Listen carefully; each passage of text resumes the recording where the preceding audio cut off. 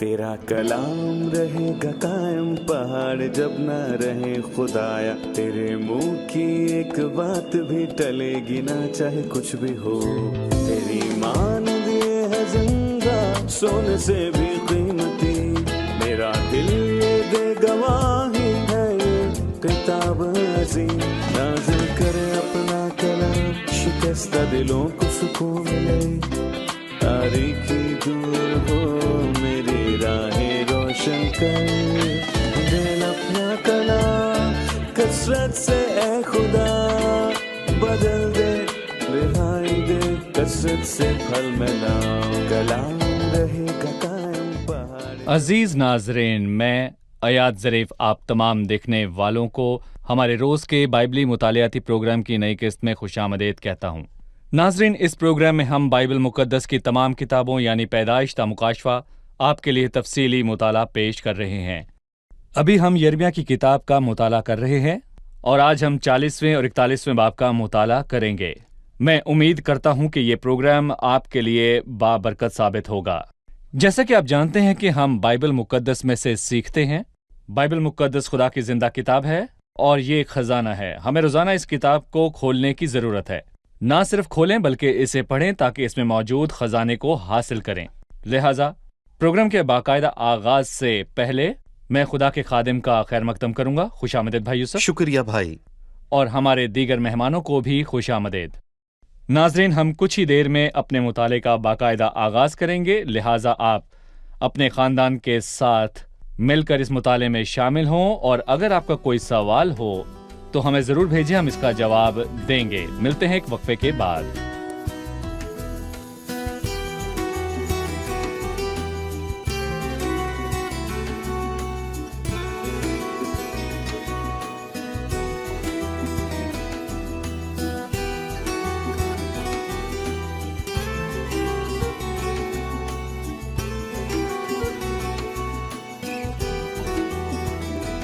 خوش آمدید بھائی۔ بہت شکریہ بھائی، پچھلے باب میں ہم نے سیکھا کہ خداوند کا کلام پورا ہوا، یروشلم گر پڑا، صدقیہ کے بیٹے ذبح ہوئے اور خداوند نے شاہ بابل کے دل کو نرم کیا تاکہ یرمیہ پر رحم کرے۔ عبد ملک کوشی کو بھی اس کی نیکی کا اجر ملا۔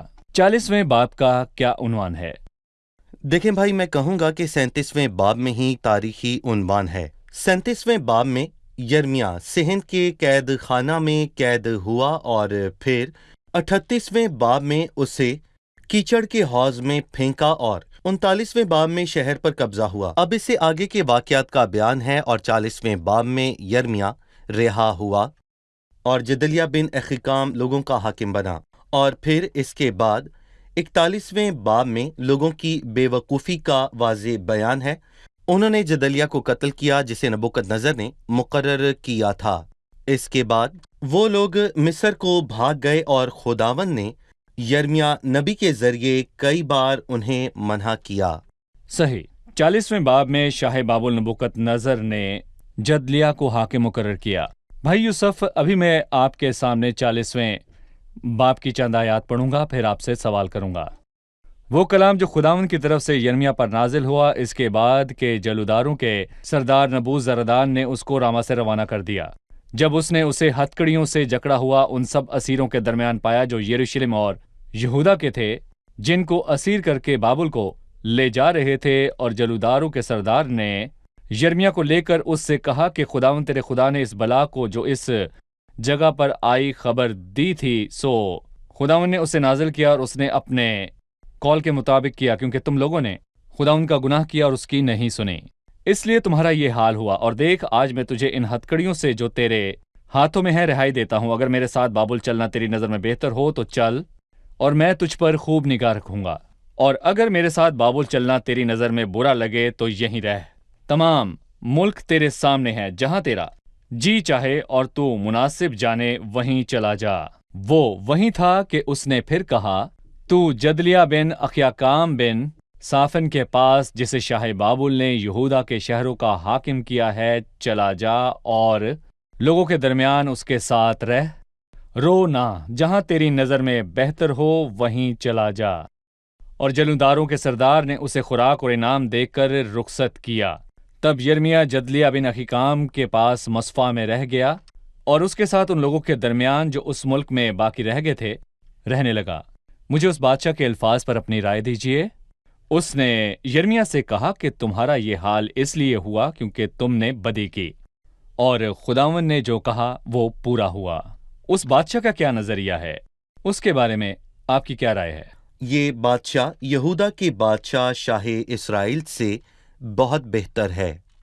उसने खुदा की पाकीज़गी, उसके इंसाफ और सदाकत को समझा कि उसका कलाम सच्चा है, और सिदकिय्याह बादशाह से ज्यादा समझा, ये पहला पहलू है। और उसने खुदा के नाम को सिदकिय्याह बादशाह से ज्यादा इज्जत दी। और नबूकदनजर ने सिदकिय्याह से खुदा के नाम की कसम ली कि वो शाह मिस्र से इत्तेहाद नहीं करेगा। सिदकिय्याह ने खुदावंद के नाम की कसम खाई, और हिजकीएल के 17वें बाब में ये बयान है कि उसने उस मुकद्दस अहद को तोड़ा और उसने खुदावंद अपने खुदा के नाम की तहकीर की। उसने अहद की तहकीर की, अब वो नहीं बच सकता।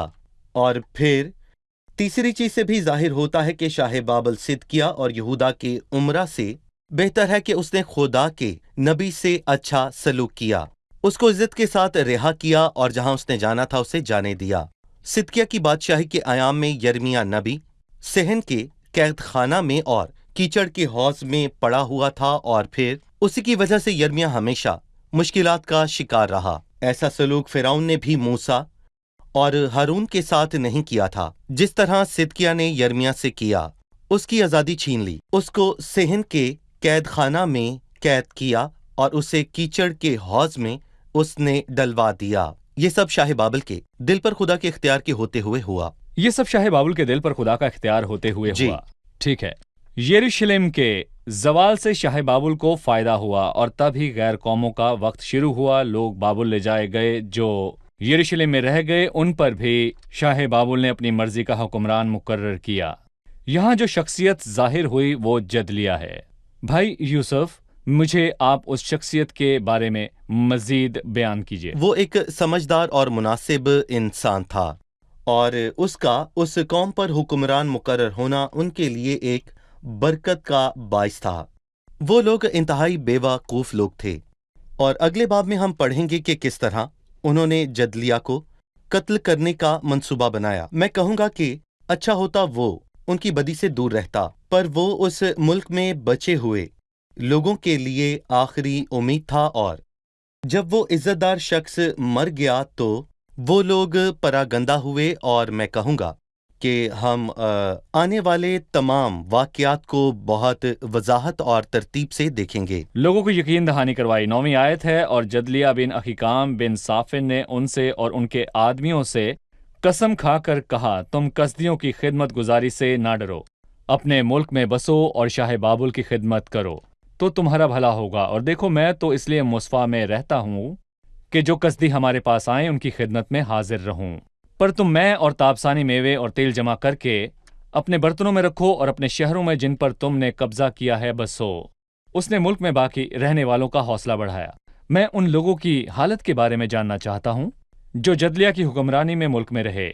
भाई यूसुफ, यिर्मयाह को उस मुल्क और उन लोगों के साथ रहने का क्या फायदा हुआ?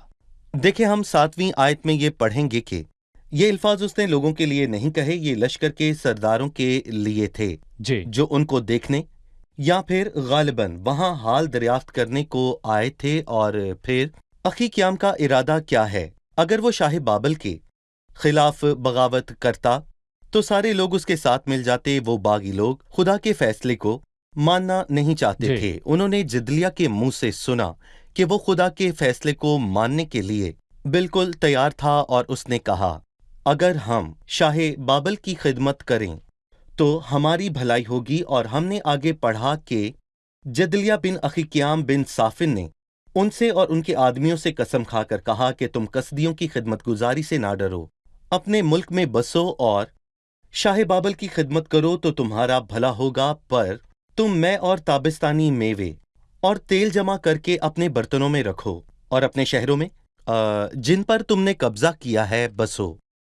उन्होंने बगावत करना ना चाहिए, इसीलिए लश्कर के चंद सरदारों ने जल्दिया बिन अहीकाम को हटाने का फैसला किया। वो बागी लोग थे, उन्हें ताबेदारी करने का शौक ना था।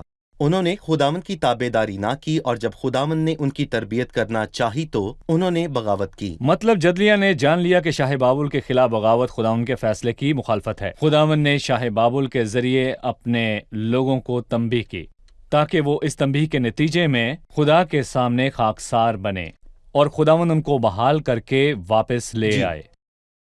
اب میں 13ویں آیت سے آگے پڑھنا چاہوں گا۔ بھائی یوسف، اس منظر میں ایک اور شخصیت نظر آتی ہے، اس کا نام یونان بن کری ہے، اور یونان بن کری اور لشکروں کے سب سردار جو میدانوں میں تھے مصفا میں جدلیہ کے پاس آئے اور اس سے کہنے لگے، کیا تو جانتا ہے کہ بنی امون کے بادشاہ بلیس نے اسماعیل بن نتنیہ کو اس لیے بھیجا ہے کہ تجھے قتل کرے؟ پر جدلیہ بن اخیقام نے ان کا یقین نہ کیا، اور یونان بن کری نے مصفا میں جدلیہ سے تنہائی میں کہا کہ اجازت ہو تو میں اسماعیل بن نتنیہ کو قتل کر دوں اور اس کو کوئی نہ جانے گا، وہ کیوں تجھے قتل کرے، اور سب یہودی جو تیرے پاس جمع ہوئے ہیں پراگندہ کیے جائیں اور یہودا کے باقی ماندہ لوگ ہلاک ہوں۔ پر جدلیہ بن اخیقام نے یونان بن کرہ سے کہا کہ تو ایسا کام ہرگز نہ کرنا، کیونکہ تو اسماعیل کی بابت جھوٹ کہتا ہے۔ اسماعیل اور یونان بن کرہ یہ دو شخصیات یہاں پر ظاہر ہوئیں، ان کا کردار کیا ہے؟ اسماعیل بن نتنیہ بہت ہی بہادر شخص تھا، اور اگلے باب میں اس کے بارے میں بہت سی معلومات موجود ہیں، اور میں کہوں گا کہ اس نے بنی امون کے بادشاہ بالیس کی مدد کی، اور اس نے جدلیہ بن اخیقیام کو قتل کرنے کا منصوبہ بنایا، جو چاہتا تھا کہ لوگ شاہ بابل کے تابع رہیں۔ پر میں کہوں گا کہ امونی اور اسماعیل بن نتنیہ شاہ بابل کی مخالفت کرنا چاہتے تھے، دراصل وہ شریر ہیں، کیونکہ انہوں نے خدا کے فیصلے کو نہ مانا۔ اور پھر یوحنان کا کردار آتا ہے، اس کو اس منصوبے کی خبر ہوئی، اور اس نے جدلیہ بن اخیام کو خبردار کیا اور اس سے کہا کہ کیا تو جانتا ہے کہ بدکار اسماعیل تجھے قتل کرنے کا ارادہ رکھتا ہے؟ پر جدلیہ نے انسان پر بہت بھروسہ کیا، جبکہ بائبل مقدس ہمیں سکھاتی ہے کہ انسان پر ہمیں تکیہ نہیں کرنا ہے، صحیح۔ کیونکہ انسان بھروسے کے لائق نہیں ہے۔ دیکھیں، میرا ہرگز یہ مطلب نہیں ہے کہ کسی پر بھروسہ نہ کریں، لیکن آپ خبردار رہیں، خود پر تکیہ نہ کریں۔ اپنے آپ پر تکیہ نہ کریں۔ دیکھیں، خداوند نے اپنے شاگردوں سے کہا کہ حکمت اہم ہے، سانپ بہت چلاک ہے، وہ ہر جگہ دھیان سے چلتا پھرتا ہے۔ اور یہاں پر میں یہ کہوں گا کہ جدلیہ بن اخیقیام کو بہت زیادہ چوکنا رہنے کی ضرورت ہے، اور پھر جب اسے اسماعیل بن نتنیہ کے منصوبے کی خبر ملی جو اس نے شاہ امون کے ساتھ مل کر بنایا تھا، تب بھی اسے اس بات پر یقین نہ آیا اور وہ ہوشیار نہ رہا۔ اگر اسے یقین نہ تھا تو وہ کم سے کم احتیاط کر سکتا تھا، لیکن اس نے دونوں ہی نہ کیے۔ اس نے یوحنان سے کہا کہ تو اسماعیل کی بابت جھوٹ اس نے کہتا یقین ہے۔ نہ کیا۔ ابھی ہم ایک رپورٹ دیکھیں گے، پھر مطالعے میں آگے بڑھیں گے۔ یرمیہ اپنے لیے سوچتا تو یقیناً بابل جانا اس کے لیے بہتر تھا، اس میں الہی حکمت بھی موجود تھی۔ یہ ان اسیر لوگوں کے لیے بہت فائدہ مند ہوتا، جیسے مادی اور فارسی درباروں میں مردکی اور نہمیہ کے ساتھ ہوا۔ وہ اپنے ایمان کے سبب سے ملک کنعان میں رہا، اس مسکین بقیہ کے درمیان رہا جو خداوند کے نام پر بلائے گئے۔ اکثر اوقات ایمان انسان کی خواہش کے الٹ کام کرتا ہے۔ یرمیہ نے کس بنیاد پر اسیر ہوئے لوگوں کے ساتھ جانے سے منع کیا اور لوگوں کے بقیہ کے پاس رہنے کا فیصلہ کیا؟ یرمیہ نے بابل نہ جا کر یروشلم میں بچے لوگوں کے پاس رہنا کیوں پسند کیا؟ دیکھیں، پوری کتاب میں یرمیہ نے دینداروں سے یہ کہا کہ شاہ بابل کی اکالفت کیے بغیر اسیری میں چلے جائیں تو خداوند ان کو وہاں پر ترقی بخشے گا۔ پر میں کہوں گا کہ اس نے ذاتی طور پر ان مسکینوں کے ساتھ رہنے کا فیصلہ کیا کہ ان کو حوصلہ دے۔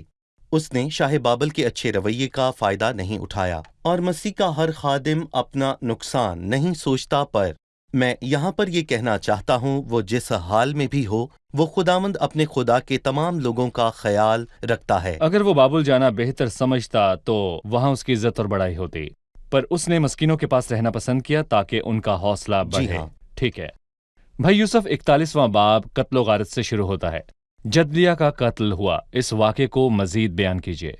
دیکھیں بھائی، ہم نے پہلے بھی یہ کہا کہ جدلیہ بن اخیقیام بہت ہی سادہ تھا اور اس نے ان لوگوں پر بھروسہ کیا جو اس لائق نہیں تھے، اور اسماعیل بن نتنیہ اس کو ملنے آیا۔ لکھا ہے کہ وہ شاہی نسل سے تھا اور یہ اہم ہے۔ چنانچہ وہ شاہی نسل سے تھا تو اس نے دھوکے سے جدلیہ بن اخیقیام کی جگہ لینا چاہی اور وہ خود کو اس منصب کا یا پھر اس جگہ کا حقدار سمجھتا تھا، اور یہاں پر جلن اور حسد بہت ہی نمایاں ہے، اور جہاں جلن اور حسد ہو صحیح۔ وہاں بدکاری ضرور ہوتی ہے۔ اور بے شک وہ شاہی نسل سے تھا، لیکن وہ لوگوں کے گروہ کے ساتھ آیا، کیونکہ بائبل مقدس فرماتی ہے کہ وہ 10 آدمیوں کے ساتھ مصفہ آیا اور مصفہ میں اکٹھے روٹی کھائی۔ اور میں کہوں گا کہ ہمارے یہاں پر یہ بات بہت عام ہے کہ جو ساتھ بیٹھ کر روٹی توڑتے ہیں وہ دوست ہوتے ہیں۔ اس نے جلدیہ کے ساتھ کھانا کھایا، اور پھر لکھا ہے تب اسماعیل بن نتنیہ ان 10 آدمیوں کے ساتھ جو اس کے ساتھ آئے تھے اٹھا، اور جلدیہ بن اخیام بن صافن کو جسے شاہ بابل نے حاکم مقرر کیا تھا مارا اور اسے قتل کیا، حالانکہ اس نے اس کے دھوکہ ساتھ دیا۔ کھانا کھایا۔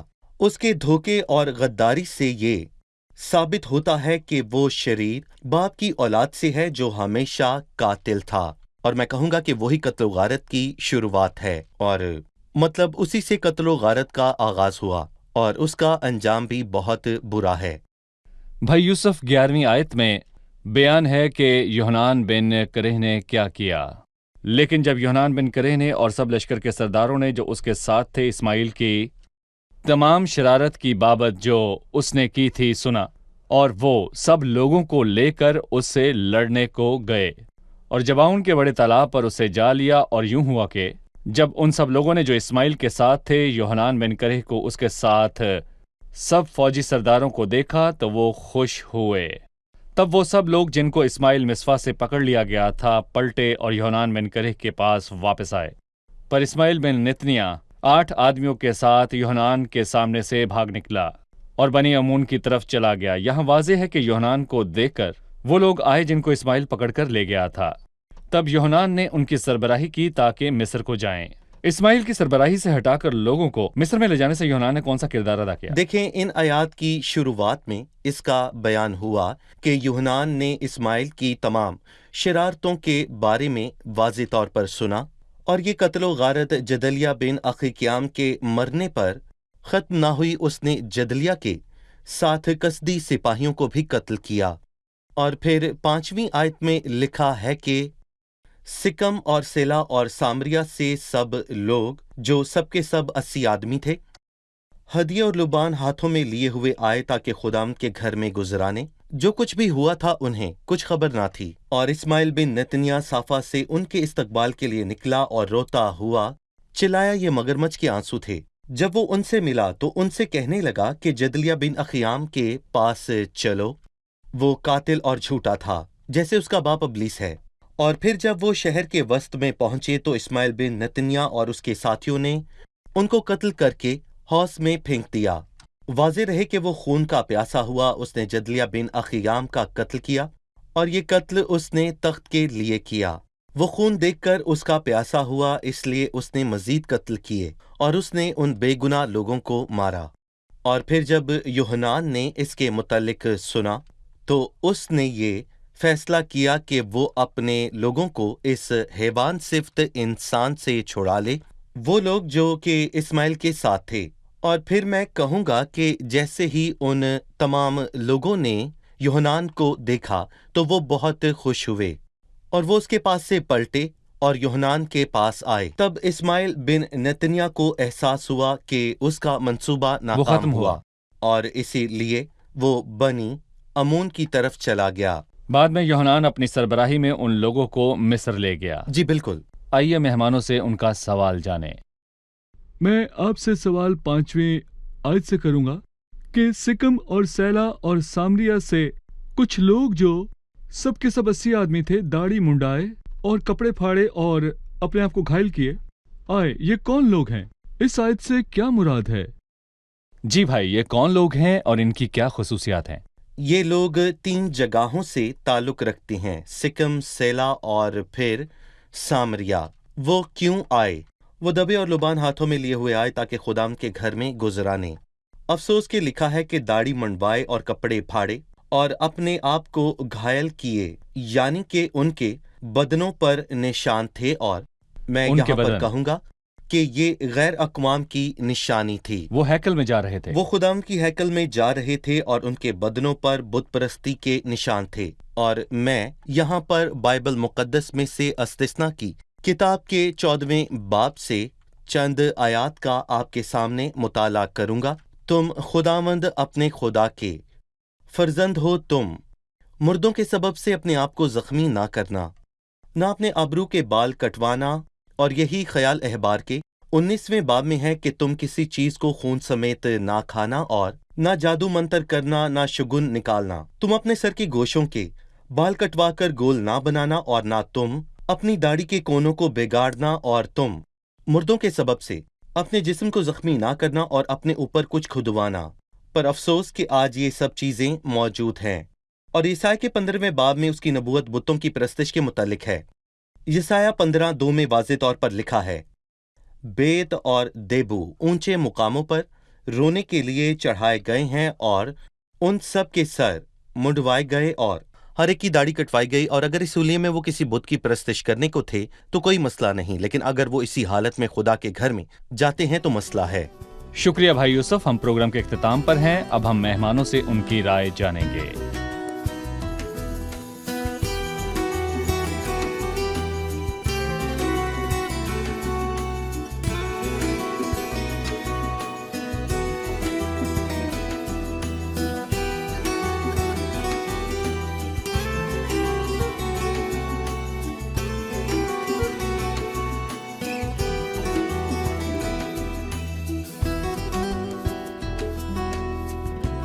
जी, आप तैयार हैं? हमने सीखा कि यर्मिया ने उसी मुल्क में रहने का फैसला किया। वो असीरों के साथ बाबुल नहीं गया। ये बताइए कि उसने मुल्क में रहना क्यों चुना? वो मस्कीनों के साथ रुका ताकि उनकी हौसला अफजाई करे। उसने उनको अकेला छोड़कर बाबुल न जाना चाहा, हालांकि तो जी, वहाँ उसको उसको वहाँ खूब इज्जत इज्जत मिलती। सही। वो उन लोगों के साथ ठहरा ताकि उनका सहारा बने। यहाँ एक और शख्सियत का भी जिक्र हुआ, जदलिया बिन अखीकाम। हमें इसके बारे में बताएं, इसने क्या किया? शाह बाबुल ने जदलिया को लोगों पर हाकिम मुकर्रर किया क्योंकि वो एक समझदार शख्स था।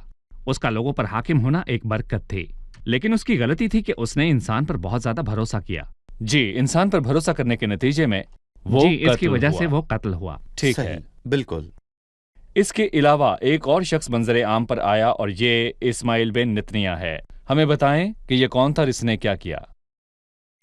ये शख्स शाहाना नस्ल से था, लेकिन वो बहुत बदकार था। बादशाह के घराने के होने की वजह से उसका ख्याल था कि वही लोगों का हुक्मरान बनने का हकदार है। इसलिए उसने जदलिया बिन अखीकाम को कत्ल करने का मंसूबा बनाया। उसी ने उन आदमियों के ग्रोह को कत्ल किया जिसका तस्करा 41वें बाब की 5वीं आयत में हुआ। ठीक है, शुक्रिया। जी सही। भाई यूसुफ, जी हाँ, सबने ठीक कहा। खुदा का शुक्र आप हो। सबका शुक्रिया। भाई यूसुफ, आपका भी खुदा को शुक्रिया। बरकत दे। अजीज नाजरीन, ये इंसान की तारीख है। हर दौर के इंसान की तारीख यही है। उसके दिल में बुराई, झगड़ा, नफरत और नापसंदीदगी और कत्ल है। पर एक सकाफत में हर दौर में एक ऐसा शख्स रहा है जिसने मसीह को अपना निजात दहिंदा कबूल ना किया, क्योंकि उसे लहू बहता हुआ देखकर खुशी मिलती है। कुछ ऐसे लोग भी हैं जो इबादत के बाद ही कत्लो गारत करते हैं। कुछ खुदा को नजरें और कुर्बानियां देते हैं। कुछ ऐसे हैं जो लोगों से नफरत करते हैं, उनके घर जलाते हैं। मैं आपको बताना चाहता हूं कि सिर्फ एक चीज से इंसान को हिकमत मिलती है, जो आपको समझदार और दाना बनाता है, वो मसीह है। और अगर कोई शख्स मसीह को कबूल करे तो वो हकीकी जिंदगी पाता है, और वही जिंदगी खुदा सबको देना चाहता है। लिखा है, खुदाउन यीशु मसीह की बातें याद रखना, क्योंकि उसने खुद कह दिया कि देना लेने से मुबारक है। لہٰذا عزیزو اس بات کو ذہن میں رکھیں کہ ابدی خدا سے ابدی زندگی ملتی ہے۔ بائبل مقدس فرماتی ہے کہ اپنے دشمنوں سے محبت رکھو، جو تم سے عداوت رکھے ان کا بھلا کرو، جو تم پر لعنت کرے ان کے لیے برکت چاہو۔ مسیح کو مل کر ہی آپ نیا دل پاتے ہیں اور تب ہی ابدی خدا کی زندگی آپ کے اندر ہوگی اور آپ کے لیے زمین پر ہی فردوس ہوگی۔ اگر آپ ایسی عزت دار زندگی جینا چاہتے ہیں تو مسیح کو قبول کریں۔ یہ مسیح کے بغیر نہیں ہو سکتا، اس کے بغیر عزت دار زندگی ناممکن ہے۔ عزت دار اور خوشگوار ضبط نفس اور کامیابی یہ سب مسیح کی بدولت ہے، لہٰذا مسیح کو اپنی زندگی میں قبول کیجیے۔ آنے والی قسط میں پھر ملاقات ہوگی۔ خداوند آپ کو برکت دے۔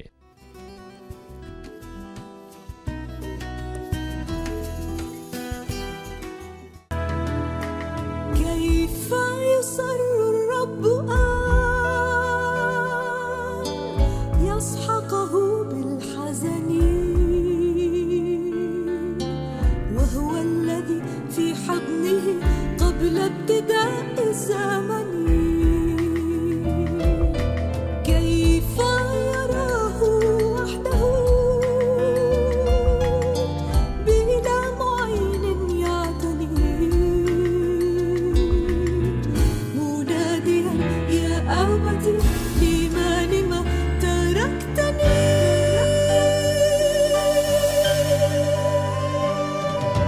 كيف يرى قدسه محملا بالدرن بكل إثم في الملأ في السر أو في العلن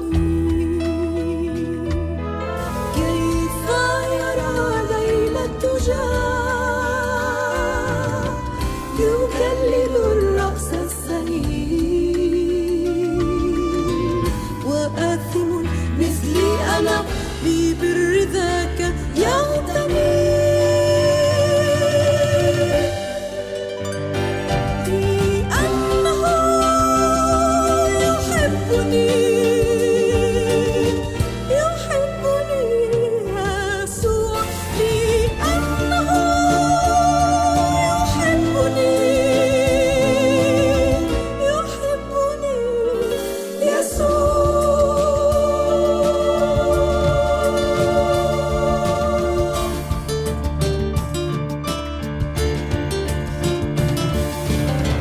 كيف يرى بهاءه جزءا وعارا يجتني ممزقا معلقا فجثة في الكفن كيف يرى بهاءه جزءا وعارا يجتني ممزقا معلقا فجثة في الكفن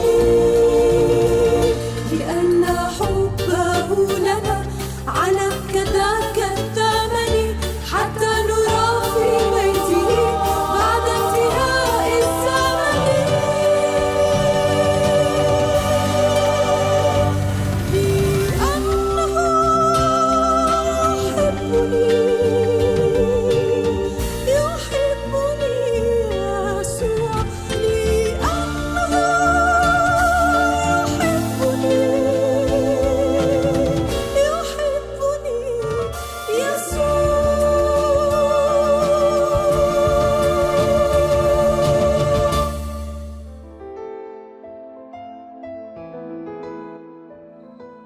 तेरा कलाम रहेगा कायम पहाड़ जब ना रहे खुदाया, तेरे मुंह की एक बात भी टलेगी ना चाहे कुछ भी हो। तेरी मान दिए है जिंदा सोने से भी कीमती, मेरा दिल ये दे गवाही है ये किताब अज़ीम। नाज़िल करे अपना कलाम शिकस्ता दिलों को सुकून मिले, तारीकी दूर हो मेरी राहें रोशन कर। दिल अपना कलाम कसरत से ए खुदा बदल दे, रिहाई दे कसरत से फल मिलाओ। कलाम रहेगा कायम पहाड़ जब ना रहे खुदाया, तेरे मुंह की एक बात भी टलेगी ना चाहे कुछ भी हो।